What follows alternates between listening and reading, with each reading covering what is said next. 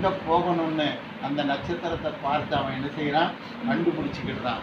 இதே போல் கர்த்தரிடத்தில் போய் விசாரிக்கக்கூடியவனாக இந்த தாவீது இருந்தால், கர்த்தாவே நான் அரசனாகணும், இப்போ அரசனாகக்கூடிய இந்த நேரம் வந்துருச்சு, என்னை நீர் அரசனாக்குவீரா என்று தேவனிடத்தில் என்ன செய்தான், ஆண்டவரிடத்தில் போய் உட்கார்ந்தான். ஆண்டவரிடத்தினுடைய ஹைட்டை பார்த்தான். ஆண்டவரே, நான் அதுக்கு தகுதியானவன் இல்லை, நான் இவ்வளவு பாவம் செய்தவன், ஒரு செத்த நாயை போல இருக்கிறவன், என்னுடைய வாழ்க்கையில் தப்பிதம் இருக்கிறது, என்னுடைய வாழ்க்கையில் குற்றம் இருக்கிறது, என்னுடைய வாழ்க்கையில் மீறுதல் இருக்கிறது, என்னுடைய வாழ்க்கையில் நான் என்ன செய்திருக்கிறேன், ஒரு பாவியாக இருக்கிறேன், என்னை இத்தனை பேரையும் கொண்டு போய் நடத்துவதற்கு நான் தகுதியற்றவன் என்று சொல்ல அவனுடைய மனநிலை என்ன செய்கிறது இருக்கிறது. அப்பொழுதுதான் அவன் என்ன சொல்லுகிறான், எப்ரோனில் அவனுடைய ஐக்கியத்தை வைக்கிறான். எங்கே வந்து அபிஷேகம் பண்ணப்படுகிறான், எப்ரோன். எப்ரோன்னா என்னது, கர்த்தருக்காக நடந்த ஆபிரகாம், கர்த்தருக்காக நடந்த சாரா, கர்த்தருக்காக நடந்த ஈசாக், கர்த்தருக்காக நடந்த ரெபேக்கா, கர்த்தருக்காக நடந்த யாக்கோபு, கர்த்தருக்காக நடந்த லேயாள், ராகேல், இவர்களெல்லாம் வாழ்ந்து அவர்களை அடக்கம் பண்ணின இடத்துக்கு பேர் தான் என்னது, எப்ரோன். இந்த எப்ரோன்ல நீ தலைவனாக இரு.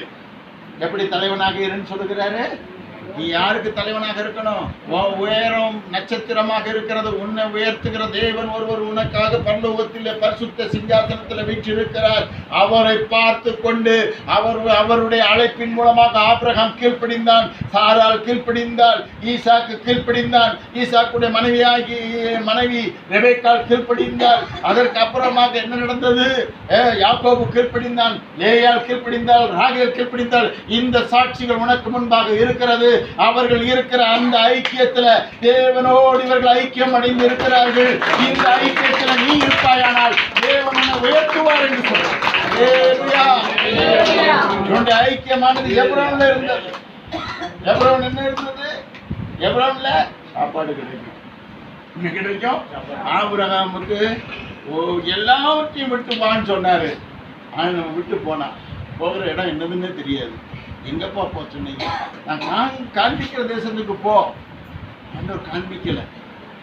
என்ன செய்தான், புறப்பட்டு போனான். எங்கப்பா போனோம், எந்த ஊர்லப்பா குடியிருக்கணும்னு தெரியாது. ஆனால் சாப்பாடு கொடுத்துக்கிட்டே இருந்தேன். நான் என்ன செய்துக்கிட்டு இருந்தாரு, சாப்பாடு கொடுத்துக்கிட்டே இருந்தேன், வஸ்திரம் கொடுத்துக்கிட்டே இருந்தார், ஆடு மாடுகளை பெருக வைத்துக் கொண்டே இருந்தார். ஆபிரகாமை ஆசீர்வதித்த தேவன் உன்னையும் ஆசீர்வதிக்க வல்லமை உள்ளவராக இருக்கிறார். வானத்தின் நட்சத்திரங்களை போலவும் கடற்கரை மணலத்தனை போலவும் அவனை தேவபுத்திரனாக மாற்றினவர் உங்கள் அனைவரையும் தேவபுத்திரர்களாக, தேவகுமார்த்திகளாக, தேவலோகமே கண்டு அஞ்சுபடியாக, தேவலோகமே கண்டு அதிசயப்படும்படியாக தேவன் உங்களை மாற்றப் போகிறார். அல்லேலூயா, அல்லேலூயா. தேவனுடைய நட்சத்திரம் உங்களுக்காக பரலோகத்திலிருந்து பூமிக்கு வந்து உதித்திருக்கிறார். இந்த தாவீதுக்கு ஒரு நட்சத்திரம் உண்டு, தாவீதுக்கு ஒரு நட்சத்திரம் உண்டு. அந்த நட்சத்திரம் கர்த்தராகிய இயேசு கிறிஸ்து. அல்லேலூயா, அல்லேலூயா. எங்க போய் தன்னுடைய முதலாவது பகுதியை 7.5 ஆண்டுகள் இவன் எப்ரோன்ல என்ன செய்தான், ராஜாவாக இருந்தான். அடுத்தபடியாக அவனை தேவன் என்ன செய்த 33 ஆண்டுகள் அவனை என்ன செய்த எல்லா ஜனங்களுக்கும் தேவன் அதிபதியாக்கினான். அல்லேலூயா, அல்லேலூயா, அல்லேலூயா. உன்னுடைய நாட்கள் எல்லாம் உன்னை அதிபதியாக வைப்பதும், உன்னை உயர்த்தி வைப்பதும், உன்னை மேன்மையாக வைப்பதும், உன்னை பலப்படுத்தி வைப்பதும் தேவனுடைய நோக்கமாகவும் திட்டமாகவும் இருக்கிறது. அந்த தாவீதை உயர்த்தினவர், நாளுக்கு நாள் விருத்தி அடைய பண்ணினவர் இன்றைக்கு முன்னோடு இருக்கிறார் என்கிற விசுவாசம் இருக்குமானால் உன்னை தேவன் விருத்தி அடைய பண்ணுவார். அல்லேலூயா.